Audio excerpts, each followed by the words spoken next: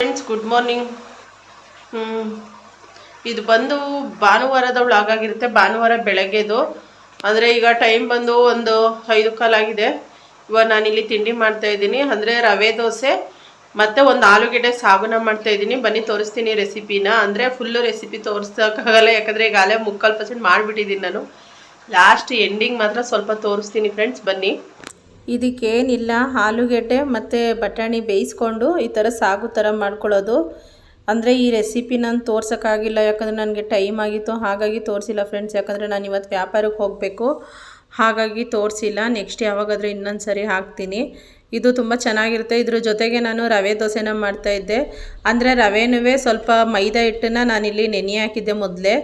ಅದೆಲ್ಲ ಚೆನ್ನಾಗಿ ನೆಂದಿತ್ತು, ಅದಕ್ಕೋಸ್ಕರ ರವೆ ದೋಸೆ ಮಾಡ್ತಾಯಿದ್ದೆ. ಯಾಕಂದರೆ ಚಪಾತಿ ಮಾಡ್ಕೊಂಡು ಕೂತ್ಕೊಳ್ಳೋಕ್ಕೂ ಟೈಮ್ ಆಗುತ್ತಲ್ವ, ಹಾಗಾಗಿ ಇದನ್ನು ಮಾಡಿದೆ. ಇದು ಚಪಾತಿ, ದೋಸೆ ಮತ್ತು ಇಡ್ಲಿ ಈ ಥರ ರವೆ ದೋಸೆಗೆ ಎಲ್ಲ ಚೆನ್ನಾಗಿರುತ್ತೆ. ನೋಡಿ, ದೋಸೆ ಮಾಡಬೇಕಾದ್ರೆ ಈ ಥರ ಆಗುತ್ತೆ ಅಲ್ಲ, ಎಲ್ಲರ ಮನೇಲಿ ಈ ಥರ ಆಗುತ್ತೆ.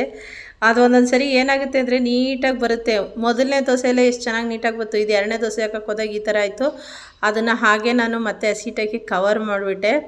ಈ ರವೆ ದೋಸೆ ಎಲ್ಲ ಮಾಡಿ, ತಿಂಡಿ ಎಲ್ಲ ಮಾಡಿ ರೆಡಿ ಆಗಬೇಕು. ಯಾಕಂದರೆ ಇವತ್ತು ತುಂಬಾ ಅಂದರೆ ಒಂದು 3 ದಿವಸ ನಾನು ಎಲ್ಲೂ ಹೋಗಿಲ್ವಲ್ಲ, ಹಾಗಾಗಿ ಸ್ವಲ್ಪ ಲೇಟಾಗಿ ಎದ್ಬಿಟ್ಟೆ. 4:15ಗೆ ಅಲಾರಾಮ್ ಆದರೂ ಆಗೆದೊಳನ ಹೀಗೆದೊಳನ ಅಂತ 5 ಗಂಟೆ ಆಗೋಗುತ್ತೆ. ಆ ಥರ ನಂದು ಕೆಲಸಗಳು ಮಾಡೋದು ನಾನು. ಇವಾಗೆಲ್ಲ ಮಾಡಿ ಬಾಕ್ಸ್ಗೆಲ್ಲ ಹಾಕಿ ರೆಡಿ ಮಾಡಿದ್ದೀನಿ. ಮತ್ತು ಇವತ್ತು ಪಾತ್ರೆ ಎಲ್ಲ ತೊಳೆದು ಹೋಗ್ತಾ ಇದ್ದೀನಿ. ಅಂದರೆ ಬಂದರೆ ಸಾಕಾಗೋಗಿರುತ್ತೆ, ಏನು ಮಾಡೋಕ್ಕೂ ಮನಸ್ಸಿರಲ್ಲ ನನಗೆ. ಅದಕ್ಕೋಸ್ಕರ ಇಷ್ಟು ಪಾತ್ರೆ ತೊಳೆದೋದೆ. ತುಂಬ ಪಾತ್ರೆಗಳಿದ್ದು, ಹಾಗಾಗಿ ಇದನ್ನು ತೊಳೆದೆ. ಇದನ್ನು ತೊಳೆದ್ಬಿಟ್ಟು ನೆಕ್ಸ್ಟು ನಾನು ಅದೇ ಹಾಟ್ ಬಾಕ್ಸ್ಗೆಲ್ಲ ತಿಂಡಿ ಹಾಕ್ತೆ. ಯಾಕಂದರೆ ಬಿಸಿ ಇರುತ್ತೆ ಅಲ್ವಾ, ತಣ್ಣಗಿದ್ರೆ ತಿನ್ನೋಕ್ಕಾಗಲ್ಲ ಅಂತ ಹೇಳ್ಬಿಟ್ಟು ಹಾಟ್ ಬಾಕ್ಸ್ಗೆಲ್ಲ ತಿಂಡಿ ಹಾಕ್ಬಿಟ್ಟು ಇವಾಗ ನಾನು ರೆಡಿಯಾಗಿದ್ದೀನಿ. ಏನು ನಮ್ಮಮ್ಮ ಅಂತೂ ಬೆಳಗ್ಗೆನೇ ಬೈತಾಯಿತ್ತು ನನ್ನ, ಏನು ಹೋಗೋಣ, ಏನು ಇಷ್ಟು ನಿಧಾನ ಮಾಡ್ತೀಯ ಹಂಗೆ ಹಿಂಗೆ ಅಂತ ಹೇಳ್ಬಿಟ್ಟು. ನಾವು ಈ ಮಕ್ಕಳನ್ನ ಎಷ್ಟು ಎದೊಳಿಸಿದ್ರು ಎದೊಳಿಸಲ್ಲ. ಅಂದರೆ ಇವತ್ತು ಭಾನುವಾರ ಬೇರೆ ಅಲ್ವಾ, ಹೋಗ್ಲೇತಾಗಿ ಮಲ್ಕೊಂಡು ಅಂತ ಸುಮ್ಮನಿದ್ದು. ಆಮೇಲೆ ಸರಿ ಅಂತ ಹೇಳ್ಬಿಟ್ಟು ಬಸ್ಗೆ ಹೋಗೋ ಅಷ್ಟರಲ್ಲಿ ಬಸ್ ಬಂದಿತ್ತು. ಸೀದಾ ಬಸ್ ಹತ್ತು ಕೂತ್ಕೊಂಡು, ಇವತ್ತು ಹಿಂದ್ಗಡೆ ಸೀಟಲ್ಲಿ ಕೂತಿಲ್ಲ ನಾನು. ಹಿಂದ್ಗಡೆ ನಾನು ಕೂತ್ಕೊಳ್ಳೋ ಸೀಟಲ್ಲಿ ಯಾರೋ ಕೂತ್ಕೊಬಿಟ್ಟಿದ್ರು, ಪಾಪ ಯಾರೋ ಫಸ್ಟೇ ಹತ್ತಿದ್ರು ಅನ್ಸುತ್ತೆ, ಕೂತಿದ್ರು. ಅದಕ್ಕೋಸ್ಕರ ನಾನು ಬಂದು ಈ ಕಡೆ ಸೈಡಲ್ಲೇ ಕೂತ್ಕೊಂಡೆ ನಮ್ಮ ಅಮ್ಮನ ಪಕ್ಕದಲ್ಲಿ. ಫುಲ್ಲು ಮಳೆ ಫ್ರೆಂಡ್ಸ್, ಬೆಳಗ್ಗೆನೆ ಸೋನೆ ಮಳೆ ಅಂದರೆ ಸೋನೆ ಮಳೆ ಬೆಳಗ್ಗೆನೆ. ಹಾಗಾಗಿ ನೋಡಿ, ನಾವು ಛತ್ರಿ ಎತ್ಕೊಂಡು ಹೋದ್ರೂ ಅದನ್ನು ಹಿಡ್ಕೊಂಡು ಓಡಾಡೋದಕ್ಕಾಗೋದಿಲ್ಲ. ನೋಡಿ, ಇವಾಗ ಒಂದು ಊರಿಗೆ ಹೋಯ್ತಾ ಇದ್ದೀವಿ. ಈ ಬಸ್ಸನ್ನು ತಗೊಬಂದು ಪುಣ್ಯಾತ್ಮ ಇನ್ನೂ ಗೇಟ್ ಇರೋದು ಎಲ್ಲೋ ಹಿಂದೆನೇ ನಿಲ್ಲಿಸ್ಬಿಟ್ಟ. ತುಂಬ ಜನ ಗೇಟ್ ಹತ್ರ ನಿಲ್ಲಿಸ್ತಾರೆ, ಇವನು ಯಾವನ ಕಣೆ ಇಷ್ಟು ದೂರ ಬಿಟ್ಬಿಟ್ಟ ನಮ್ಮನ್ನು. ಅಲ್ಲಿಂದ ನಡ್ಕೊಂಡು ಇವಾಗ ಹೋಗ್ತಾ ಇದ್ದೀವಿ ನಾವು. ಅಂದರೆ ಈಗ ಅಂದರೆ ಒಂದು ಗೇಟ್, ಇದು ಗೇಟಿಂದ ಹಿಂದೆ ಬಿಟ್ಟಿದ್ದೆ. ಇವಾಗ ನಾವು ನಡ್ಕೊಂಡು ಊರೊಳಗಡೆ ಹೋಯ್ತಾ ಇರೋದು. ನೋಡಿ, ಇದು ಊರೊಳಗಡೆ ಹೋಯ್ತಾ ಇರೋದು. ಅಂದರೆ ಒಂದೊಂದು ಊರುಗಳು ತುಂಬ ಕಷ್ಟ ನಡೆಯೋದಕ್ಕೆ. ನೋಡಿ, ಹಿಂಗೋದ್ರೆ ಹಂಗೋದ್ರೆ ಮೇನ್ ರೋಡು, ಹಿಂಗೋದ್ರೆ ಒಂದು ಊರು ಇದರೊಳಗಡೆ. ಏನು ಅಮ್ಮಮ್ಮ ಅಂದರೆ ಈ ಊರೊಳಗಡೆ ಒಂದು 100 ಮನೆ ಇರ್ಬೋದು ಅಷ್ಟೇ, ಜಾಸ್ತಿ ಮನೆಗಳು ಇಲ್ಲ, 100 ಮನೆ ಇರ್ಬೋದು. ಈ ಊರಿಗೆ ಒಂದು ಸರಿ ಬಂದಿದ್ದೆ ನಾನು, ಇದು 2ನೇ ಸರಿ ಈ ಊರಿಗೆ ಬರ್ತಾ ಇರೋದು. ಅಂದರೆ ಫಸ್ಟು ಒಂದೊಂದು ಸರಿ ಚೆನ್ನಾಗಿ ವ್ಯಾಪಾರಗಳಾಗ್ಬಿಡುತ್ತೆ, ಆಮೇಲೆ ಅಯ್ಯೋ ಇನ್ನೊಂದು ಸರಿ ತತ್ತೀವಿ, ಅಂಥದ್ದು ತಗೋಬಾ ಇಂಥದ್ದು ತಗೋಬಾ ಅಂತ ಹೇಳ್ತಾರೆ. ನಾನು ಆದಷ್ಟು ಆಗಲಿ ಅಂತ ಹೇಳ್ಬಿಟ್ಟು ಹೋಯ್ತಾ ಇದ್ದೋ. ನೋಡಿ ಎಷ್ಟು ದೂರ ಇದೆ, ನಾನು ನಿಮಗೆ ತೋರಿಸ್ತೀನಿ ನೋಡಿ. ಆ ಊರಿಗೂ ನಮಗೂ ಎಷ್ಟು ದೂರ ಇದ್ದೀವಿ ನಾವು ಅಂತ ಹೇಳ್ಬಿಟ್ಟು. ಇವಾಗ ನಾನು ಇದೇನು ರೋಡ್ ತೋರಿಸ್ತಾ ಇದ್ದೀನಲ್ಲ, ಇದು ಹಿಂದುಗಡೆ ರೋಡು. ಅಂದರೆ ನಾನು ಇಷ್ಟೊತ್ತರೆಗೂ ನಡ್ಕೊಬಂದು ಅಲ್ಲ, ಆ ಹಿಂದೆ ಅದು. ಇವಾಗ ನಾವು ಹೋಯ್ತಾ ಇದ್ದು ಮುಂದೆ ಎಲ್ಲ ಲಾಸ್ಟ್ ಅಪ್ ಕಾಣಿಸ್ತಾ ಇದೆ ನೋಡಿ, ಅದನ್ನು ಹತ್ತಬೇಕು ನಾವು ಊರು ಸಿಗಬೇಕು ಅಂದರೆ. ಎಷ್ಟು ದೂರ ಇದೆ ನೋಡಿ, ಇಷ್ಟಿಷ್ಟು ದೂರ ನಡಿಬೇಕು. ಹಳ್ಳಿ ಕಡೆ ವ್ಯಾಪಾರ ಮಾಡ್ತೀವಿ ಅಂದರೆ ಸ್ಕೂಟಿ ತಗೋಬಿಟ್ರೆ ಆರಾಮಾಗಿ ಓಡಾಡ್ಬೋದು. ಈ ಹಳ್ಳೀಲಿ ವ್ಯಾಪಾರಕ್ಕೆ ಬರೋರೆಲ್ಲ ಗಾಡಿಗಳು ಇಟ್ಕೊಂಡಿರ್ತಾರೆ. ಯಾರೋ ನಮ್ಮಂಥವ್ರು ಪಾಪ ನಡ್ಕೊಂಡು ಬರೋದು ಹೇಳ್ಬೇಕಂದ್ರೆ, ಅಂದರೆ ಎಲ್ಲರಿಗೂ ಅನುಕೂಲ ಇರಬೇಕಲ್ಲ, ಏನು ಮಾಡೋಕ್ಕಾಗಲ್ಲ ಅಂತ ಹೇಳ್ಬಿಟ್ಟು ಸುಮ್ಮನೆ ನಡ್ಕೊಂಡು ಹೋಯ್ತಾ ಇದ್ದೋ. ಇದು ಲಾಸ್ಟ್ ಟೈಮ್ ನಾವು ಇಲ್ಲಿ ಬಂದಾಗ ಇಲ್ಲೊಂದು ಚೂರು ನೀರು ಇರಲಿಲ್ಲ, ಆದರೆ ಈಗ ಒಂದು ಸ್ವಲ್ಪ ಚೆನ್ನಾಗಿ ಮಳೆ ಬಿದ್ದಿತ್ತಲ್ಲ, ಹಾಗಾಗಿ ಇದರಲ್ಲಿ ಸ್ವಲ್ಪ ನೀರು ತುಂಬ್ಕೊಂಡೈತೆ ನೋಡಿ. ಆ ಮರದಲ್ಲಿ ಎಷ್ಟು ಈಚಲು ಹಣ್ಣಿದ್ದಾವೆ ಗೊತ್ತಾ, ತುಂಬ ಹಣ್ಣಾಗ್ಬಿಟ್ಟವೆ ಎಲ್ಲ. ಅವೇನು ಗೊತ್ತಾ, ಒಂದೊಂದು ಕಡೆ ಖಾಲಿ ಮರ ಇರುತ್ತೆ, ಅದು ತುಂಬ ಹತ್ರದಲ್ಲಿ ಸಿಗ್ತವೆ ಮರಗಳು. ಒಂದೊಂದು ಕಡೆ ನೋಡಿ ಇದ್ರ ತುಂಬ ಹಣ್ಣಿದೆ, ಮರ ನೋಡಿದ್ರೆ ಆ ಕಡೆ ಇದೆ. ಇದು ದಾಟ್ಕೊಂಡು ಹೋಗೋಕ್ಕಾಗೋದು ಇಲ್ಲ, ಯಾಕಂದರೆ ಇದು ಗುಂಡಿ ಒಳಗಡೆ ಇರೋದು. ಆಮೇಲೆ ಇವರು ಫಸ್ಟು ವ್ಯಾಪಾರ ಮಾಡಿದ್ರು ನನ್ನ ಹತ್ರ. ಅಂದರೆ ಒಂದು 400 ರೂಪಾಯಿಗೆ ನೈಟಿ ಏನೋ ತಗೊಂಡ್ರು, ಕಾಫಿ ಮಾಡಿಕೊಟ್ರು.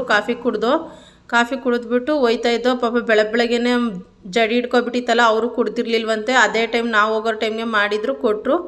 ಕುಡಿದ್ಬಿಟ್ಟು ನಾವು ಸರಿ ಅಂತ ಹೇಳ್ಬಿಟ್ಟು ನಾನು ಅತ್ತಗೆ ನಮ್ಮಮ್ಮ ಇನ್ನೂ ವ್ಯಾಪಾರ ಮಾಡ್ತಾನೆ ಇತ್ತು. ನನಗೆ ಸುಮ್ಮನೆ ಬೇಜಾರಾಯಿತು, ಬಂದು ಒಂದು ಕಡೆ ಕುತ್ಕೊಬಿಟ್ಟೆ. ಅಯ್ಯೋ ಎಷ್ಟು ಒಂದು ಅರ್ಧ ಗಂಟೆಲೆಲ್ಲ ಈ ಊರಲ್ಲಿ ವ್ಯಾಪಾರ ನಮಗೆ ಇರೋದೇ 100 ಮನೆ, 100 ಮನೇಲಿ 50 ಮನೆ, ಒಂದು 60 ಮನೇಲಿ ಜನನೇ ಇರಲ್ಲ. ಒಂದು ಸ್ವಲ್ಪ ಜನ ಮಾತ್ರ ಇರ್ತಾರೆ. ಎಲ್ಲ ಅಷ್ಟೊತ್ತಿಗೆ ಹೊಂಟೋಗಿರ್ತಾರೆ. ಹಸ ಕರಗಳೆಲ್ಲ ಎತ್ಕೊಂಡು ಹೊಲ್ದ ಕಡೆ ಹೋಗಿರ್ತಾರೆ. ಇನ್ನು ಅವರೆಲ್ಲ ಏನಿದ್ರು ಸಿಗೋದೇ ನಮಗೆ ಒಂದು 11 ಗಂಟೆ ಮೇಲೆ. ಅಷ್ಟರಲ್ಲಿ ನಾವು ಬರೋದಿಲ್ಲ ಇಲ್ಲಿಗೆ ಅಂತ ಹೇಳ್ಬಿಟ್ಟು ಆದಷ್ಟಾಗಲಿ ಅಂತ ಹೇಳ್ಬಿಟ್ಟು ಮಾಡಿಕೊಂಡು ಅವರೊಬ್ಬರೇ ತಗೊಂಡಿದ್ದು 400 ರೂಪಾಯಿಗೆ ನೈಟಿ ತಗೊಂಡ್ರು ಅವರು. ಅದು ಬಿಟ್ಟರೆ ಇನ್ನೇನು ವ್ಯಾಪಾರನೂ ಇಲ್ಲ. ಮತ್ತು ನಾವು ರಿಟರ್ನ್ ವಾಪಸ್ ಹೋಯ್ತಾ ಇರೋದು ನೋಡಿ. ಇದು ನಾನು ರಿಟರ್ನ್ ವಾಪಸ್ ಹೋಯ್ತಾ ಇರೋದು. ಈ ಊರು ವ್ಯಾಪಾರ ಮುಗಿಸ್ಕೊಂಡು ನಾನು ಹೇಳೋದು ಒಂದು ಅರ್ಧ ಗಂಟೆ. ಇದ್ರ ಅಕ್ಕಪಕ್ಕದಲ್ಲಿ ಒಂದು ಊರು ಇಲ್ಲ, ಅಂದರೆ ಇದು ಬಿಟ್ಟು ಮುಂದೆ ಯಾವುದೂ ಊರು ಇಲ್ಲ. ಮತ್ತೆ ನಾವು ಇಷ್ಟು ದೂರ ನಡ್ಕೊಂಡೋಗಿ ಮತ್ತೆ ಇನ್ನೂ ಸ್ವಲ್ಪ ದೂರ ನಡೆದ್ರೆ ಅಲ್ಲೊಂದು ಊರು, ಆ ಊರಿಗೆ ಹೋದ್ವ. ಮತ್ತು ನೋಡಿ ಇವರು ತಲೆ ಕೂದಲು ಮಾರ್ತಾರಲ್ಲ ಅವರು, ಇವರು ಅಷ್ಟೇ ಪಾಪ. ಇವರು ನಾವು ಹೋಯ್ತಾ ಇದ್ವಾ, ಆಮೇಲೆ ಸಿಕ್ಕಿದ್ರ ಇವರು ಹೋಗಿ ಒಂದು 2 ಬೀದಿ ಕೂಗ್ಕೊಬಂದರು. ಆಮೇಲೆ ಅಯ್ಯೋ ವ್ಯಾಪಾರನೇ ಇಲ್ಲ ಅಂತ ಹೇಳ್ಬಿಟ್ಟು ಅವರು ಜೊತೆಲೇ ಬಂದರು ಹೊತ್ತಾಗಿ. ಅಂದರೆ ತುಂಬ ಕಷ್ಟ ಇರುತ್ತೆ ಫ್ರೆಂಡ್ಸ್, ಒಬ್ಬೊಬ್ರು ಜೀವನ ನಿಜವಲ್ಲೂ ತುಂಬ ಕಷ್ಟ ಇರುತ್ತೆ. ಇವೆಲ್ಲ ನೋಡ್ತಾ ಇದ್ರೆ ನನಗೆ ನಾನು ಅನ್ಕೋತೀನಿ, ನಾನೇ ಕಷ್ಟಪಡ್ತೀನಿ ಅನ್ಕೋತೀನಿ, ನಮಗಿಂತನೂ ಕಷ್ಟಪಡೋರು ಇದ್ದಾರಲ್ಲಪ್ಪ ಅಂತ ಹೇಳ್ಬಿಟ್ಟು. ಅವರೆಲ್ಲ ಮುಂದೆ ಹೋಯ್ತಾಯಿದ್ರು, ನಾನು ಮಾತ್ರ ಹಿಂದೆ ಹೋಯ್ತಾಯಿದ್ದೆ. ಅವರೆಲ್ಲ ನಾವು ಹತ್ತೋ ಸ್ಟಾಪ್ಗಳಲ್ಲಿ ಹತ್ತವ್ರೆ, ಅಂದರೆ ನಮಗೇನು ಅವ್ರ ಪರಿಚಯ ಇಲ್ಲ. ಸುಮ್ಮನೆ ಮಾತಾಡ್ಕೊಂಡು ಹೋಯ್ತಾಯಿತ್ತು ನಮ್ಮ ಅಮ್ಮ ಅವ್ರ ಜೊತೆ. ನಮ್ಮ ಅಮ್ಮ ಹೇಳ್ಬೇಕಂದ್ರೆ ಎಲ್ಲರ ಹತ್ರನೂ ಮಾತಾಡ್ತಾರೆ. ಅಂದರೆ ನಾನು ಮಾತಾಡ್ತೀನಿ, ಅಂದರೆ ನಾನು ಅಷ್ಟೊಂದು ಯಾರನ್ನೂ ಇದು ಮಾಡಲ್ಲ, ಮಾತಾಡ್ತೀನಿ. ನಮ್ಮ ಹತ್ರ ಚೆನ್ನಾಗಿ ಮಾತಾಡಿದ್ರೆ ನಾನು ಮಾತಾಡ್ತೀನಿ. ಅಂದರೆ ನಮ್ಮಮ್ಮ ಹಾಗಲ್ಲ, ಎಲ್ಲರ ಹತ್ರನೂ ಮಾತಾಡುತ್ತೆ ನಮ್ಮಮ್ಮ. ಅಂದರೆ ಎಲ್ಲರ ಹತ್ರನೂ ಅವ್ರು ಚೆನ್ನಾಗಿರ್ತಾರೆ, ಈಗಲಿಂದಲ್ಲ ಫಸ್ಟಿಂದನೂ ಅಷ್ಟೇ. ಒಟ್ನಲ್ಲಿ ನಮ್ಮಮ್ಮ ಎಂಥವ್ರನ್ನೂ ಪರಿಚಯ ಮಾಡ್ಕೊಬಿಡುತ್ತೆ. ಮತ್ತು ನೋಡಿ ಇಲ್ಲಿ ಒಂದು ಮನೆ ಇವರೇನೋ ಪರಿಚಯ ಅಂತ ಹೋಗಿತ್ತು ನಮ್ಮಮ್ಮ, ಅವ್ರು ಇರಲಿಲ್ಲ. ಹಾಗಾಗಿ ಮತ್ತೆ ನಾವು ಮುಂದೆ ಇನ್ನೊಂದು ಊರಿಗೆ ಹೋಗೋಣ ಅಂತ ಹೇಳಿದ್ರು. ಆಮೇಲೆ ಯಾರೋ ಹೇಳಿದ್ರು ಆಗಲಿ ಊರಿಲ್ಲ ಬರೀ ಕಾಡೈತೆ ಅಂತ.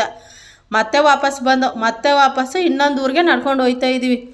ಈ ಊರಲ್ಲಿ ನಡೆದು ಬಂದು ಎಷ್ಟು ಕೂತ್ಕೊಂಡ್ರು ಇಲ್ಲಿ ಬಸ್ ಇಲ್ಲ ಏನಿಲ್ಲ. ಮತ್ತು ಸೋನೆ ಹಿಡ್ಕೊತು ಈ ಊರಲ್ಲಿ ವ್ಯಾಪಾರ ಮಾಡಬೇಕು ಅಂತ ನನ್ನ ಮನ್ಸಿಗೆ ಅನಿಸೇ ಇಲ್ಲ.